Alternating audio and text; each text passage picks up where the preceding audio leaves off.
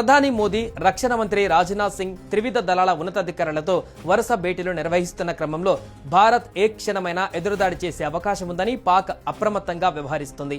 ఈ క్రమంలోనే సముద్ర మార్గంలోనూ దాడి చేసే అవకాశం ఉన్నందున తన మిత్రదేశం టర్కీని సంప్రదించి గస్తీ యుద్ధ నౌకను తెచ్చుకున్నట్లుగా సమాచారం. పాక్ తీరానికి చేరుకున్న టర్కీ యుద్ధ నౌక టీజీసీ భుయికడా ఇది 2013లో జల ప్రవేశం చేసింది. ఈ యుద్ధ నౌక జలంతర్గాములకు వ్యతిరేకంగా పనిచేయగలదు.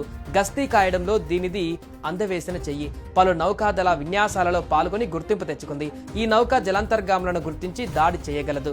ఇది గస్తీలో కూడా చాలా సమర్థవంతంగా పనిచేస్తుంది. అరేబియా సముద్రంలో పాకిస్తాన్ నౌకలకు ప్రయాణ మార్గాలను భారత్ ఇప్పటికే మూసివేసింది. భారత్ ఎప్పుడైనా దాడి చేయవచ్చునని పాకిస్తాన్ భయపడుతోంది.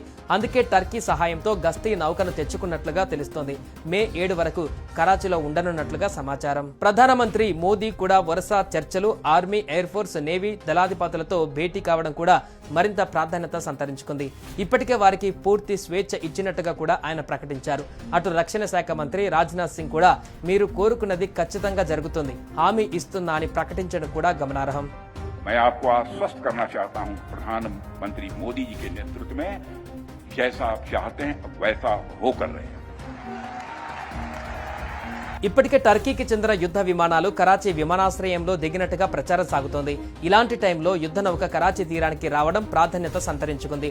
ఒక టర్కిష్ C-130 హెర్క్యులస్ విమానం కరాచీలో దిగిందని, ఈ విమానంలో పాకిస్తాన్కు మిలిటరీ సామాగ్రి పంపినట్లుగా సమాచారం. ఓపెన్ సోర్స్ ఇంటెలిజెన్స్ OSINT ట్రాకర్లు ప్రచురించిన విమాన ట్రాకింగ్ డేటా ఆధారంగా ఈ నివేదికలు వెలువడ్డాయి. ఈ విమానం ఏప్రిల్ 28న అరేబియా సముద్రం మీదుగా ప్రయాణిస్తున్నట్లుగా కనిపించింది. అయితే ఈ ప్రచారాన్ని టర్కీ ఖండించింది.